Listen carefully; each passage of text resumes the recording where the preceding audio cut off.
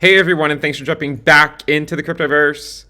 Today, we're going to continue our collaboration series. We have a special guest with us today, Mark Yusko, founder and CEO of Morgan Creek Capital. Links to all of his information down in the description below and the pinned comments, so make sure you guys follow him. He always provides a very balanced perspective, not only on the crypto market, but also equities as well. Mark, it's a pleasure to have you here.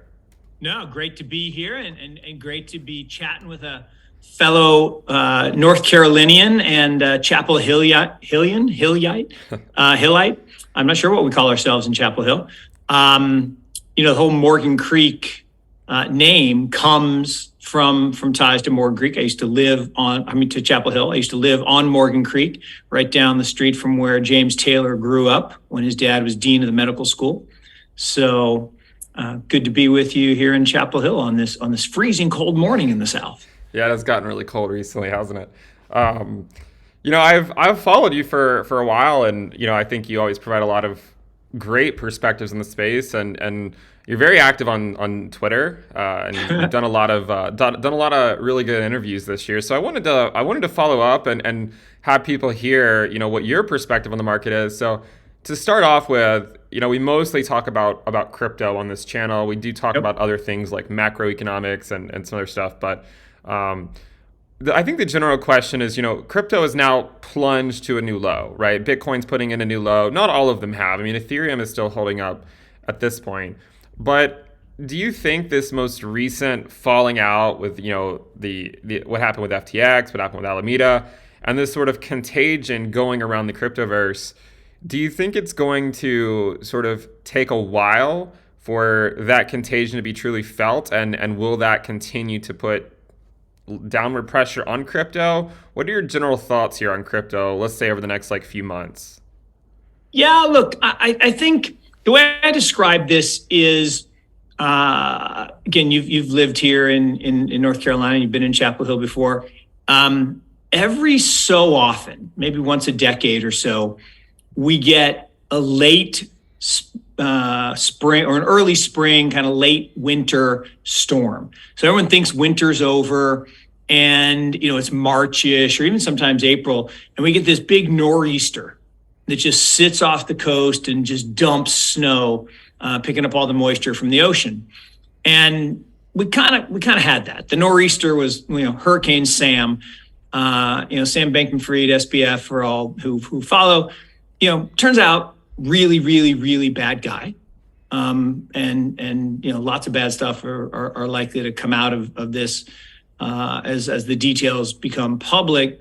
But that storm was really unexpected. I said that kind of June 15th of this year was the end of crypto winter. So we have this seasonal period in crypto, follows a 4-year cycle. Why 4-year cycle? Because that's the halving cycle in terms of Bitcoin block rewards. Why does that induce a cycle? Well, think of it this way.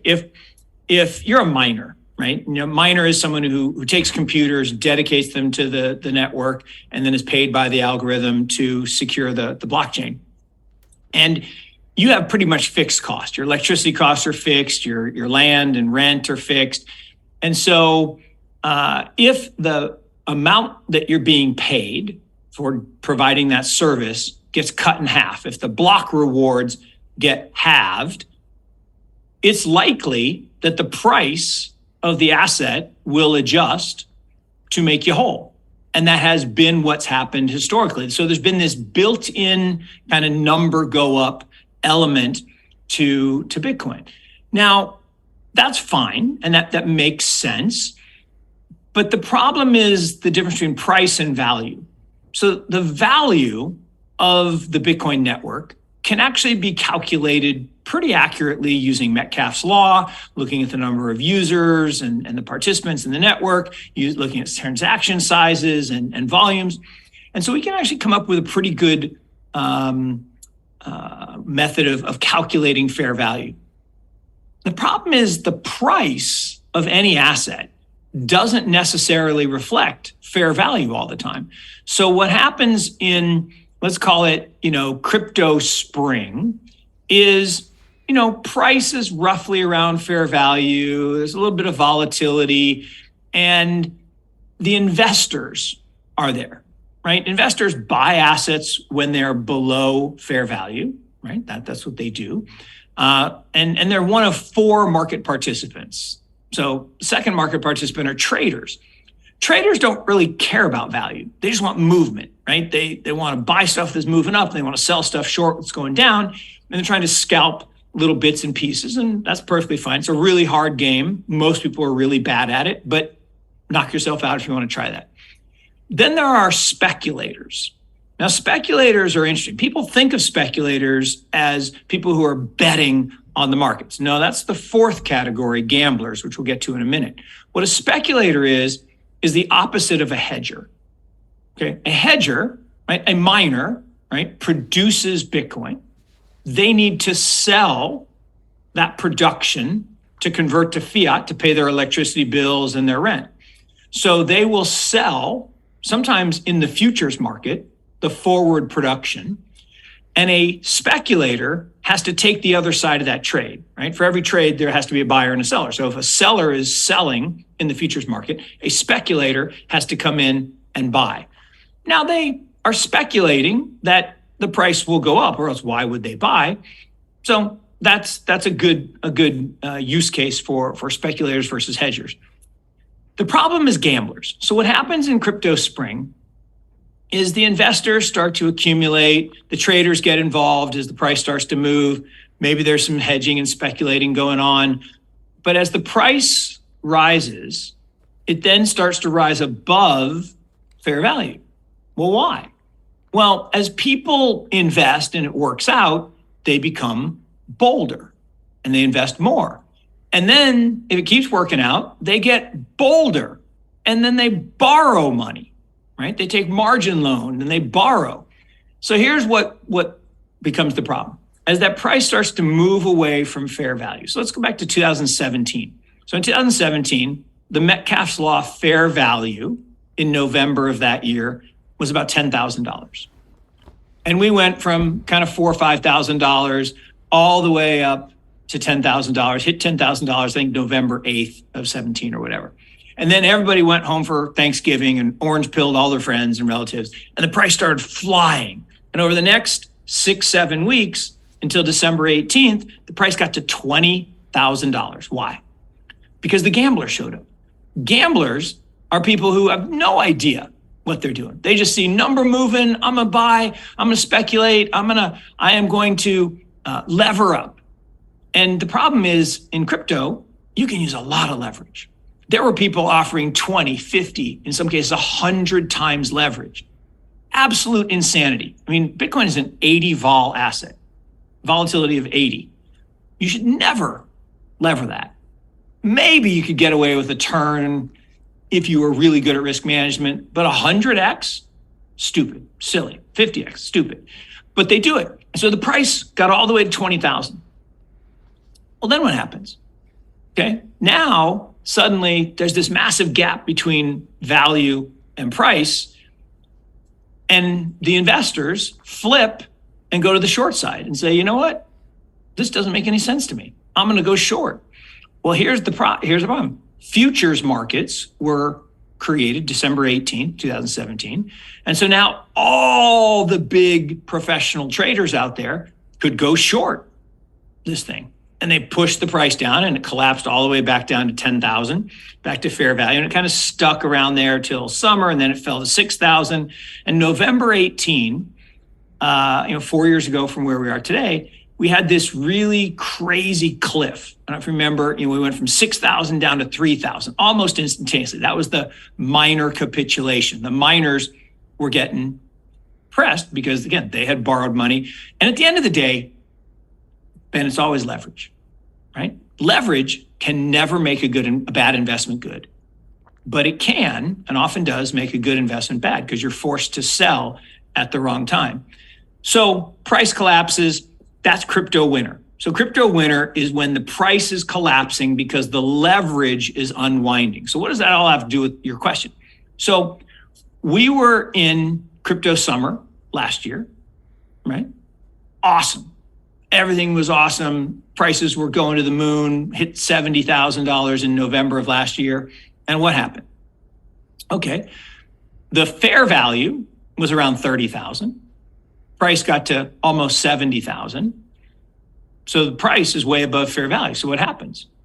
They don't approve the Bitcoin spot ETF, which would have increased demand for Bitcoin. They did approve a futures-based ETF, which did what? Increased the demand for paper Bitcoin, not real Bitcoin, futures. Well, who has to take the other side of that long speculative bet on futures? People who can go short. So now all the big people who see this overvaluation can short the heck out of Bitcoin and stocks and other things too. But so people were highly levered, super highly levered. And Michael Burry talked about this, super highly levered, and wipe out, right? We go from 70,000, we start plunging, and we get to this spring, around early June. I was down in Austin, Texas at a consensus event, and I tweeted out, look, no one wants to hear this. But the longer we stay at 30,000, and we had fallen from 70,000 down to 30, and we were doing this thing it's called a descending triangle pattern, where you keep hitting the floor and you bounce, but each bounce is lower and lower. So you make this triangle, literally. And I said, look, these triangles always resolve. Either you break out and go back up, or you break down and you fall in most cases around 50%. So I said, no, again, no one wants to hear it. We're going to 15,000, but that could happen. 6 days later, we had the June 15th. So I guess that was June 9th, June 15th plunge where we hit, 17.5 wick. We didn't settle that low, but that was close enough to 15. I'm like, okay, that's the end of crypto winter. What I missed was fraud, right? Sam Bankman-Fried and all his compatriots in Carolina, they committed massive fraud. I mean, unparalleled fraud in our industry. And it's going to come out how bad it was and how they were cooking the books and how there was no books to cook because they didn't have any money. And it was all just a Ponzi built on this FTT token. Make a long story short, that's the nor'easter. So while I believe we're in crypto spring, and that spring is where it's just volatile, kind of up and down until crypto summer comes again in advance of the next halving in early 2024. So kind of middle of next year, we should start to enter summer again and get back to positive. This nor'easter just dumped a bunch of snow and there was too much leverage again. And I didn't see it, right? And now look, we never invested in FTX. We never did anything with Alameda. In hindsight, had I ever met Caroline, I would have run away like super fast. I mean, the fact that person was in charge of a multi-billion-dollar enterprise boggles the mind if you've seen any of the videos or posts of her. So I believe that this squall, right, this storm, I think is the last cathartic unwinding of the excess leverage, right? Three Arrows Capital was bad, and there are a bunch of individuals who are over-levered. I could be wrong, but I think this is it. I don't think there's any other deep pockets of leverage, particularly fraudulent leverage, that are out there. So the fact that we've been pretty resilient here and we've bounced off the bottom, I think we're back to spring. The storm is past. There'll be a little bit more fallout as other people realize, and maybe in some of the illiquid tokens that FTX was part of, like Oxy and Liquid and things like that. Those are probably all zeros. But Bitcoin in particular, I think looks really good going forward. And people will start to realize that probably today we're below fair value. Fair value is probably somewhere in the high teens to low 20s, depending on which Metcalfe's law model you look at. And again, that's a super long answer to your question. No, I mean, I appreciate the context that you provided. General question. So, and I've heard you talk about this before, and I don't really want to get into the stock discussion just yet, but generally speaking, and I'll go back to something you said back in the summer. It was back in August. You're on a channel, and This was during the rally of the stock market, where the stocks were going up in August, and you came out and said, look, like, it's a bear market rally, and once we get into the fall and people really kind of get back to their to their trading desk and whatnot, and they see they see just how bad things are, you're likely going to see this stuff start to unwind again. And Yep. I mean, that's what happened, right? We got into August, and then I think mid-August we saw the stock market start to come back down. We've since then I think we put in two new lows, right? Like 3,600 and 3,500. Now my question is, and perhaps I'll phrase this in a way because I want to stay on crypto for now. Is a recession priced into the crypto market? Because there is the argument, of course, that crypto winter is over, and that we could have, and that this is sort of like the final storm, right, before we get back into crypto spring. Is there a risk at all, especially with the inversion of the 2-year and the 10-year yield? Even the 3-month is getting even deeper in its inversion of the 10-year yield. Those are pretty good predictors of recessions. Yep. It seems like the Federal Reserve is trying to. I mean, they want to get inflation back down, so they're going through this phase of QT and raising their interest rates. And we know that it can take a while for that stuff to sort of affect the markets, right? These Yep. raising interest rates affect the market.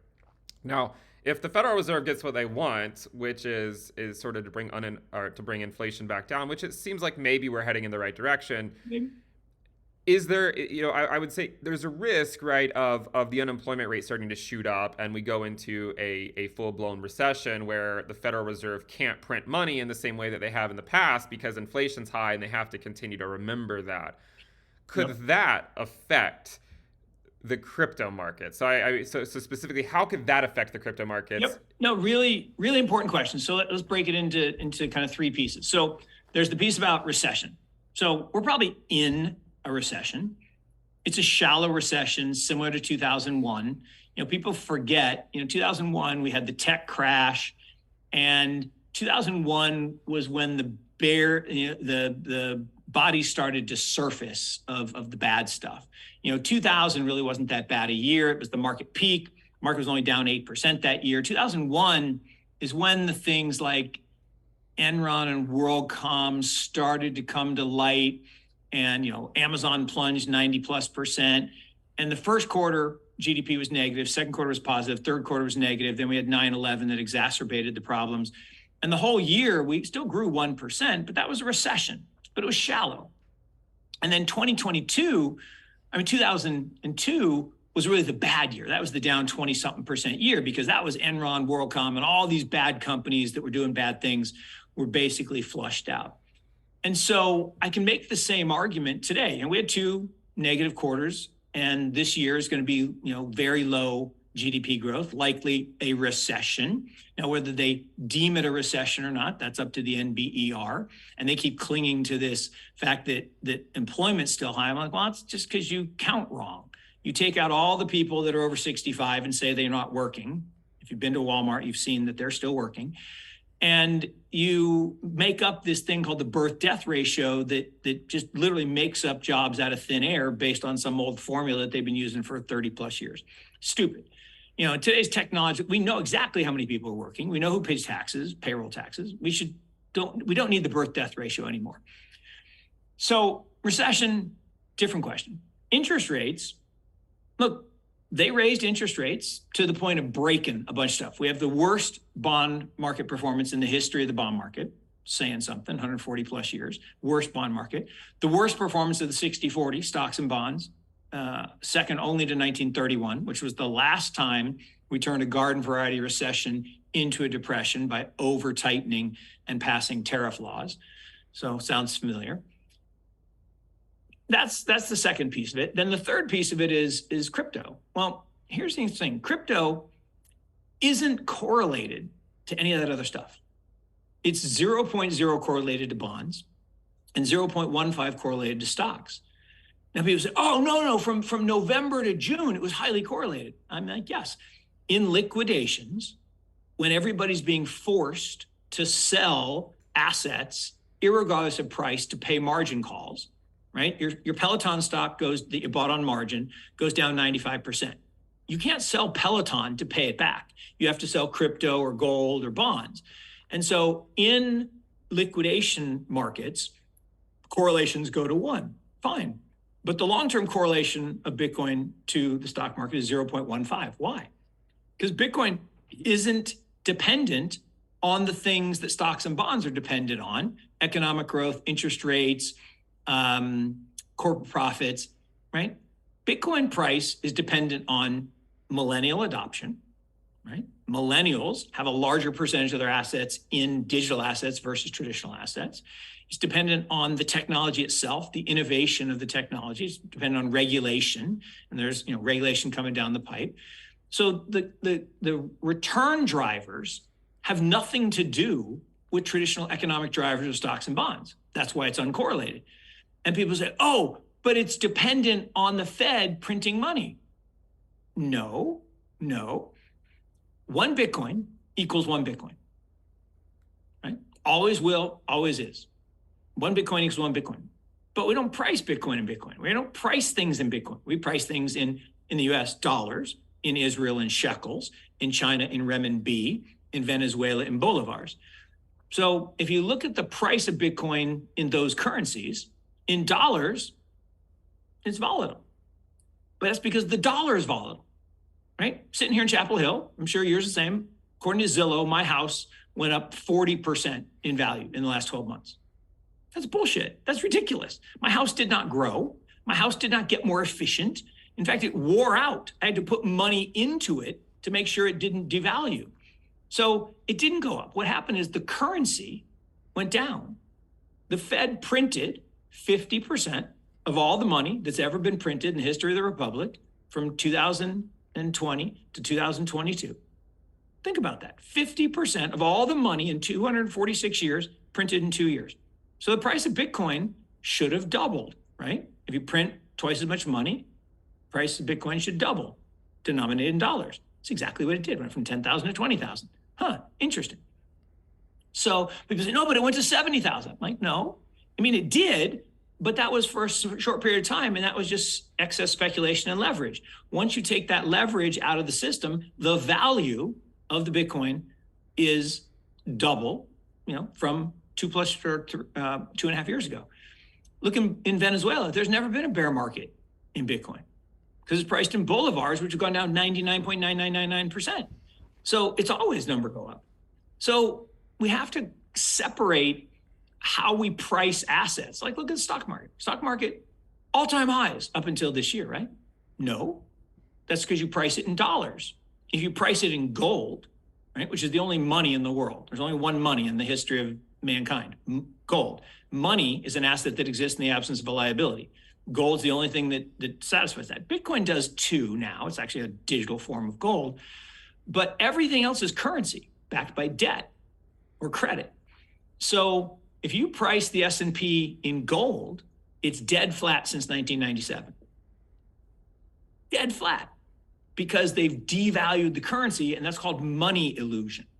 And so if you look at the history of bad, dictators and bad leaders, what do? They replace capitalism with cronyism. They put all their friends at the top. They siphon all the assets into the 1%, and then they devalue the currency. And what happens? Those assets, stocks, bonds, real estate, all go up, and poor people get poor, like really poor. Well, how do you stay in power if the poor people got really poor?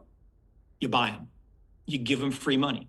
In Argentina, they give them free electricity. We're talking about giving people, UBI or, money to, from the stimmy checks. So, in California, they gave people money for inflation. So you cause the inflation by printing money, and then you give people money to appease them so they'll vote for you. And the guy got reelected. My mind is just, literally blown. Because I go back to, and I like, to be completely honest, you challenged my thoughts a lot in the past because, in the summer, like I was fairly convinced that Bitcoin needed to go lower. But I think I was convinced of that probably for the wrong reasons, right? So there are, of course, cyclical indicators that I have that suggested it would go lower. But in terms of I mean, there's like the Peel multiple and like the running 1 year ROI and like the NVRVZ, all that sort of stuff suggested we could in fact go lower. But one of the things that I thought would make Bitcoin go lower and it didn't was the stock market going lower. And so I was very challenged by that because I kept thinking, well, if interest rates are going up and the Federal Reserve is continuing to sort of roll off assets from the balance sheet, then there's no way the S&P can go put in a new low and Bitcoin won't also do the same. And that's actually what happened, right? Like the S&P put in a new low and Bitcoin didn't. Yep. So it's sort of like I was right on it, but not necessarily for the right reason, right? Like it was actually because of all this fraud in the space, which I mean, it was really hard to see exactly what was going to happen and how it was going to play out and the extent of it, but it is certainly challenged my belief, I guess, on what Bitcoin has to or Yeah. doesn't have to do. Yep. Well, no, Ben, I think it's important. And look, with every investment, we get richer or wiser, never both, right? When we're right, we don't analyze. We're just like, oh, look how smart we are. We're awesome.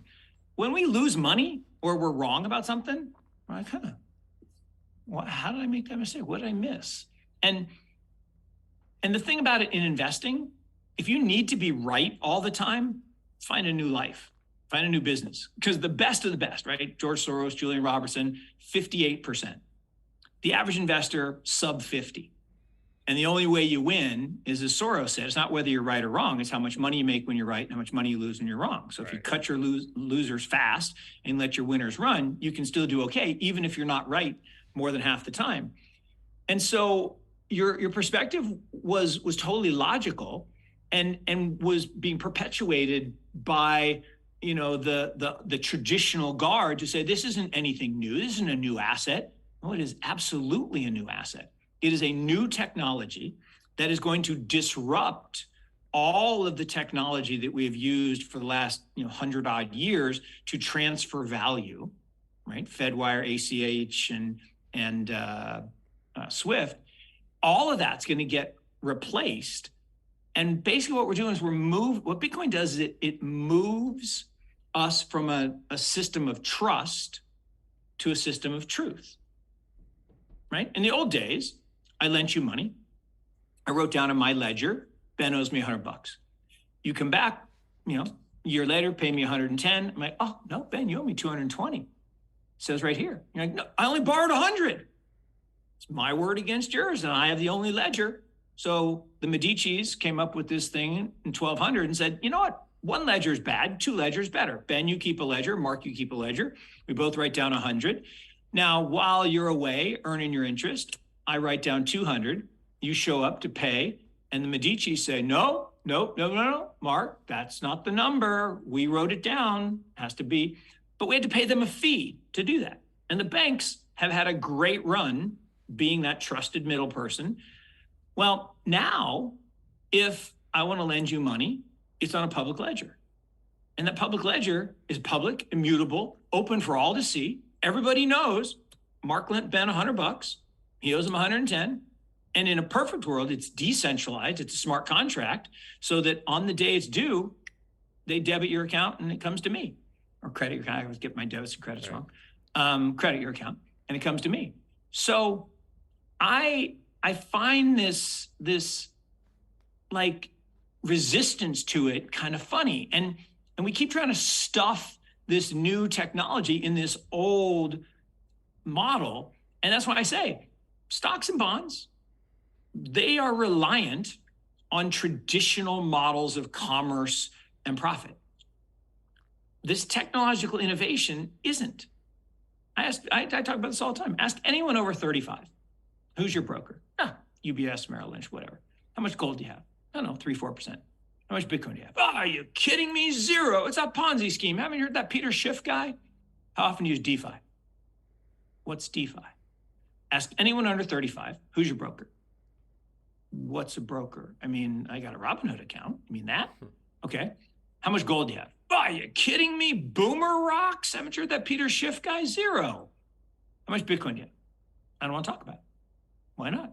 Because it's a big portion of my net worth and I'm kind of embarrassed. Okay. How often do you use DeFi? Every day. So that digital divide is real. Digital natives grew up with the technology, phones in their hand, they get it. Here's the thing, my generation is going to pass down to my kids' generation, the Echo Boomers, $37 trillion with a T. And remember, $1 trillion second for 31,710 years, big number. So 37 of those babies. What are they going to do with it? Are they going to convert it into stocks and bonds? Probably some of it, but most of it is going to stay digital or is going to go digital because that's what they're comfortable with. They're comfortable. Like I watch my son, right, play Fortnite or Valorant or whatever, and he's swapping stuff and buying stuff all with virtual currencies.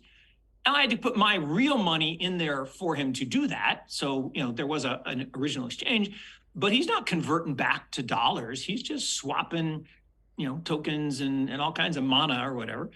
And that's the way the world works. And so in the future, everything will be digital, right? Every stock, every bond, every currency, every commodity, every piece of real estate, every private business, everything will be digital.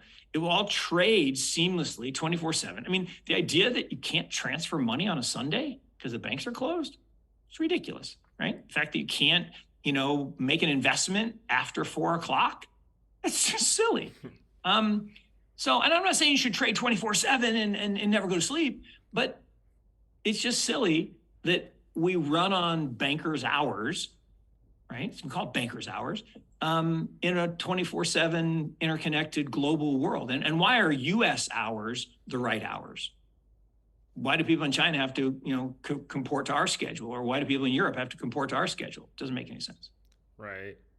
So would you say that it's somewhat safe to say that, and I get this question a lot, and I think people are always worried about missing, like the bottom and whatnot, but historically for Bitcoin, we normally see it kind of carve out a bottom over a fairly long period of time. So do you think the general assessment that Bitcoin is sort of in this long process of carving out a macro bottom, over the next like 3 to 6 months is a generally valid way to look at it? Or do you think things could move quicker than that?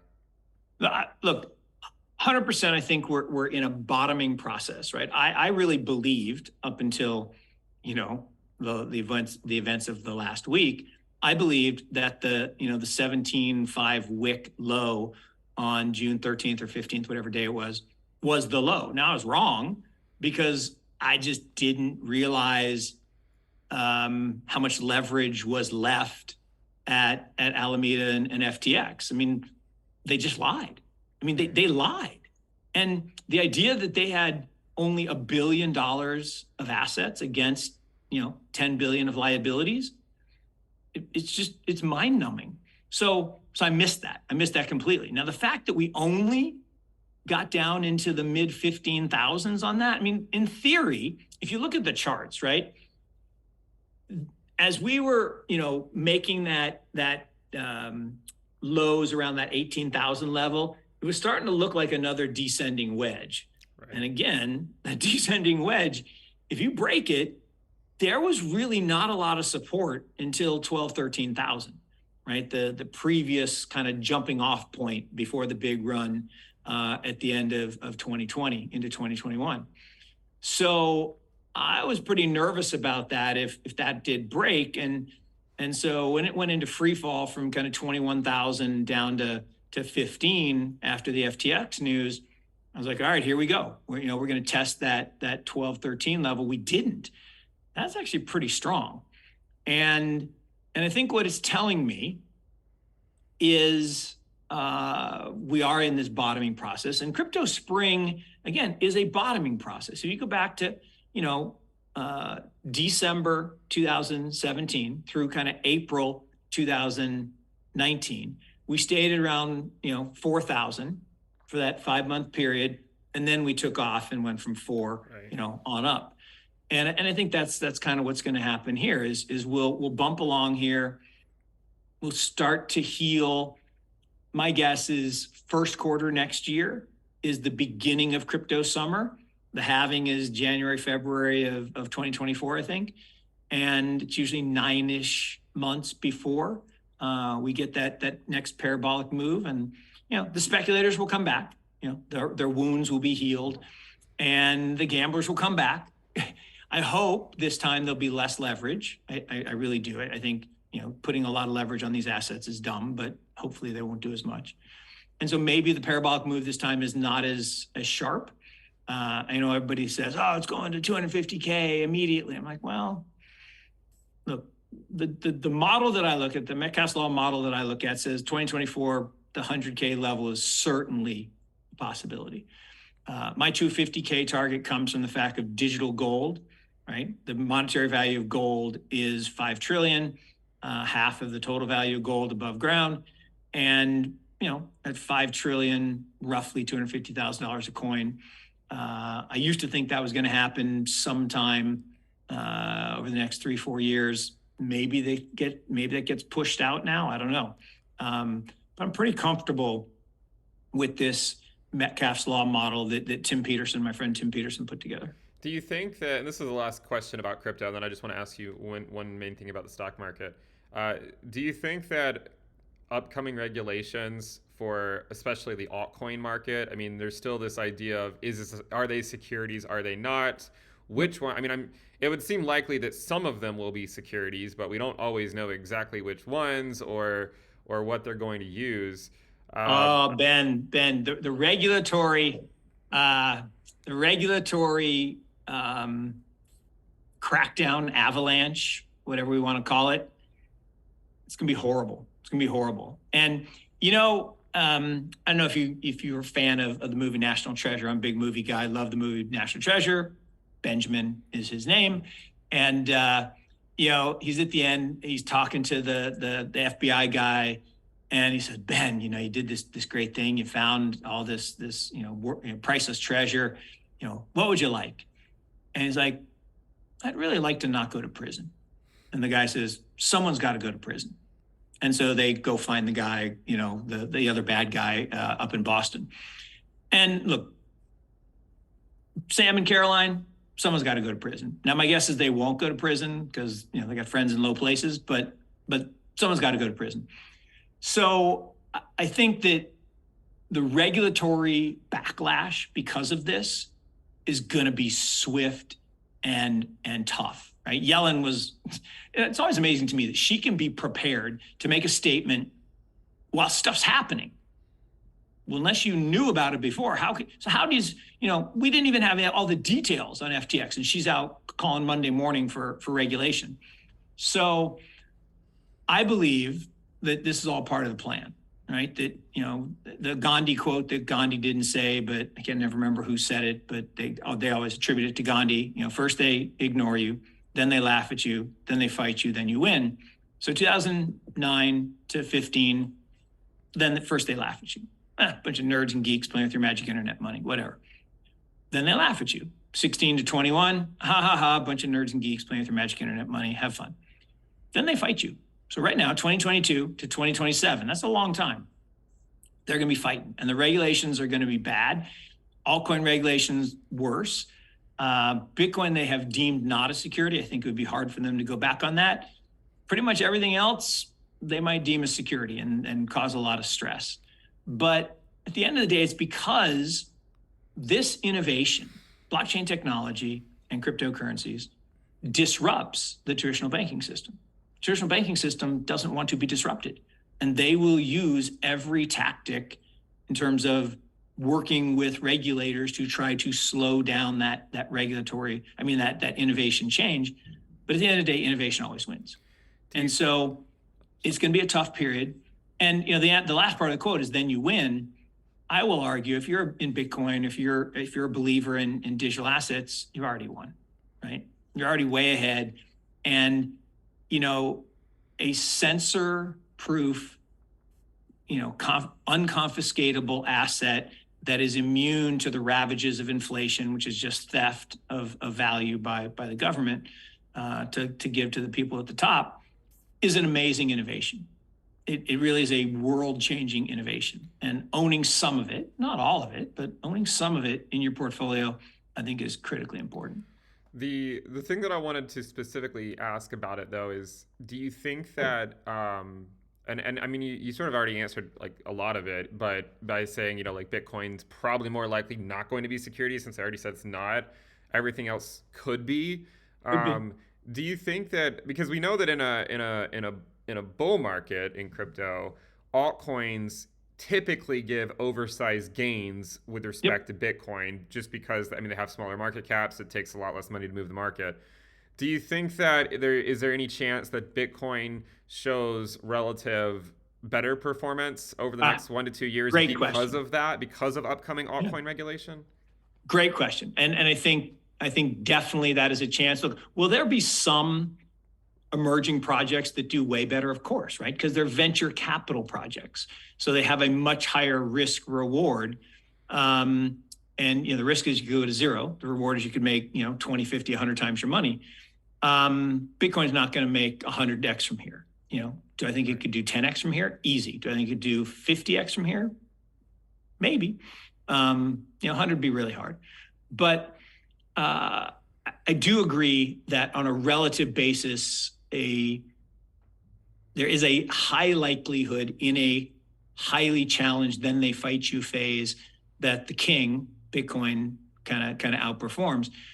And I think that this FTX scenario has laid bare the just the nonsense that was going on, where people were investing in the equity of business, getting a big pre-mine of tokens, putting a small amount of those tokens liquid. They called them Sam coins, right? I mean, he was just perpetuating fraud on massive scale, listing 1% of the coins to pop up the price and then borrowing against it as good collateral. I mean, FTT, the perfect example.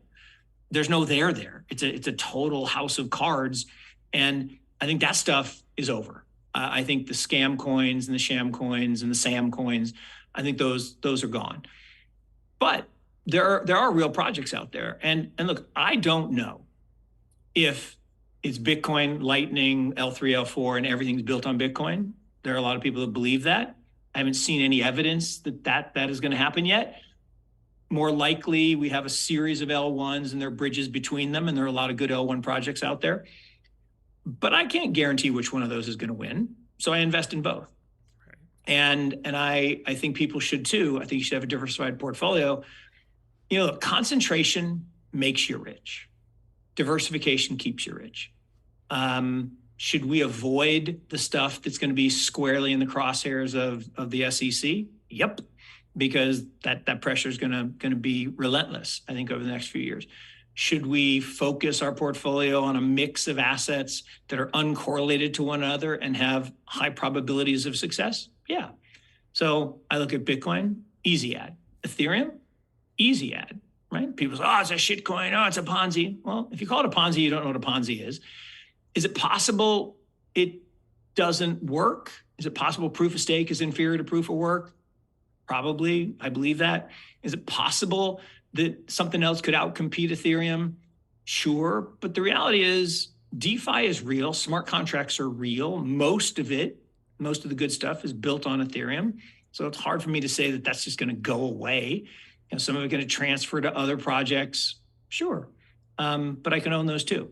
So I'm not, it's funny. I go to Twitter spaces at night just for fun. And I'll go to a Bitcoin space and they'll be like, get out of here, you shitcoiner. Like, dude, I have more Bitcoin than you. Read the sign. And like, yeah, but you own Ethereum and you own all these other shitcoins. I'm like, well, yep, I made a lot of money on them. So sue me. Then I'll go to a Ethereum site and they'll get out of here, you Bitcoin maxi. I'm like, I own more Ethereum than you. And again, I don't mean this in a braggadocious way. I'm like, I'm part of you, right? I'm part of your community. I mean, I have an NFT as my PFP because I believe in the community value of NFTs. We haven't even talked about that. And, I think NFTs are the future of ownership. Everything in the world will be an NFT, digital property right. So I don't know. It's just the tribalism needs to go away. We need to collaborate, not compete against each other. We don't need to drag each other down. It's not a zero-sum world, right? You and I go out with our spouses and I say to your wife, or spouse, significant other, whatever, you look really nice tonight. My wife hears, I look like shit. That's not what I said. I said they look nice. That's a plus. There doesn't have to be a minus. It doesn't have to be zero sum. And the world needs to be more positive sum. We can all help each other and collaborate and get wealthy together.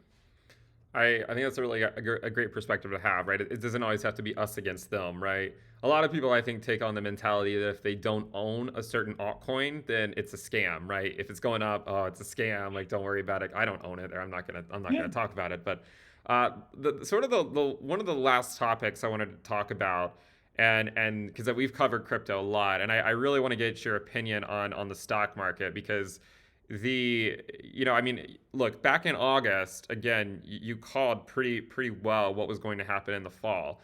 And I think if you look at statistical data, like if you look at historical bear markets, and especially bear markets that include recessions, they can last well over a year, right? Like, so there's a real risk of this stock market, bear market, lasting well into 2023. If history is any indication. What do you think, though? I mean, do you think that this bear market has legs to continue on in the stock market well into 2023, or do you think it's sort of in its own bottoming process? No, we are absolutely in a bear market, and I can give you all kinds of chapter and verses as to why that is. The biggest reason is there are no up 4 or 5% days in bull markets.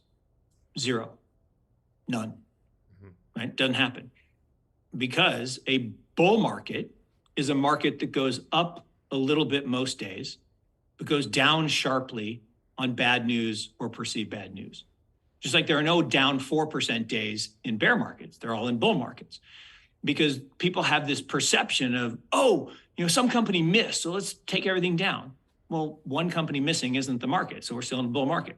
The opposite is happening today. We had these big up days last week because, they're going to only raise 50 basis points to 70, 75. I'm like, are you kidding me? They're still contracting liquidity. The economy's still awful. Corporate profits are terrible. Everybody says, but Walmart beat today. Like, are you joking? This is you walk up to the high jump bar, you take it off the rack, you put it on the ground, you jump over it, and you call yourself the world high jump champion. If you told me a year ago you were going to make $1, you told me 6 months ago you're going to make 50 cents, you told me last week you're going to make a dime, and you report 11 cents, that's not a beat. That is not a beat. That is a massive miss. But that's what Walmart and everybody else does, is they cook the expectations, and then they call it a beat. And so what happens in these types of markets, particularly in the first 2 weeks in November, this is very important. So in 1986, they changed the rules on when mutual funds ended their year. Okay. So it used to be the year ended on 12/31. No longer. All transactions in a mutual fund, which are now the largest owners of assets, have to be completed by 10/31. And so what happens is they puke out everything that hasn't worked, because nobody wants to show that they own stuff that went down. So they're just puking it all out in October, and it's usually the first couple weeks of October. And then they window dress in the last week. They buy all the stuff that went up to show that they owned it. Like, you didn't own it. Look at your performance, right? You're down 25%. You didn't own that. So that's why energy rallied, and all the stuff that had worked, people were buying it the last week of October. So then what happens is the bad stuff, people are shorted. Okay. And as they sell it, it goes down more. But then people, you have to wait 30 days to rebuy, or it's called a wash sale, and it doesn't work for tax purposes. So there are those then that say, first couple weeks in November, I'm going to buy back the worst garbage stuff. So just go through the stock market right now. Stocks that are down 80, 90%, suddenly are up 20%, 30% off the bottom, some up 50, 60%. Why? Because they're rebuying them and there's no liquidity and there's everybody short. So there's a short squeeze. And this happens every single year. And it used to happen the first 2 weeks of January. It was called the January effect. So again, in the olden days, all the tax loss selling happened in December, and then people would buy back the nasty stuff in January, and you get this big run in all the stuff that didn't work, and it would be a rotation, and it was literally called the January effect. Well, now it happens in November. So that's what's happening now. And so we had this big bounce off the bottom. It was like, oh, the bear market's over. I'm like, show me where corporate profits are rising. Nope. Show me where economic growth is getting better. Show me, I mean, Meta announced the day after, I love this, the day after the election. Really? The day after the election. You wait till the election, you know, it's the jobs president. You wait till the day after and you lay off 11,000 people. Another big company, the day after the election, announces, 20,000 layoffs. So layoffs are happening, companies are failing, bankruptcies are happening, the FTX thing blows up. I mean, we're talking real economic disruption. Show me signs that things are getting better. And this is very similar to 2001. After 9/11, you had the big cathartic crash. And then the Fed came out and said, oh, we'll save it. We'll print more money. And we had a little rally into year end, kind of the Santa Claus rally that we always have. And so the year 2001 was only down like 13, 14%. And we rallied into January and then bam, the bottom fell out and people were like, oh my God, Enron's a fraud. Oh my God, WorldCom's a fraud. Oh my God, no one's making any money. All these tech companies are worthless. And we were down 22% in 22. So again, I'm not predicting that's going to happen because we were already down in the 20s at one point this year. Now, right now, everybody's saying, well, the Dow might make it back to flat for the year. And that just sets up for a really bad year next year, I think. Yeah, I was actually looking at the Dow back in like 2000 to 2002, and there were times during the bear market where it actually put in a new local high, and then it still went down and put in a new low. So I thought that was really bear markets, real bear markets, and I think we're in a real bear market, don't last a few months, they last years. I think we're maybe halfway through, maybe 2/3 of the way through. We'll see. Yeah, my general expectation is around the same. Like I think probably it has legs until maybe the end of next year, and then we'll be out of it or something. But we'll see. The dog wants to be on TV here. Oh yeah. Well, Mark, it's been a pleasure having you here. We've been going for about an hour, so we probably should Awesome. wrap it up. But hey, pleasure to have you here. Would love to have you on in the future. I think you provide a really great perspective on the space that constantly challenges what I think. And I think it's great. Again, if you guys aren't following Mark on Twitter, make sure you do so. Links down in the description below. I'll link all of his stuff down below so you can go follow him.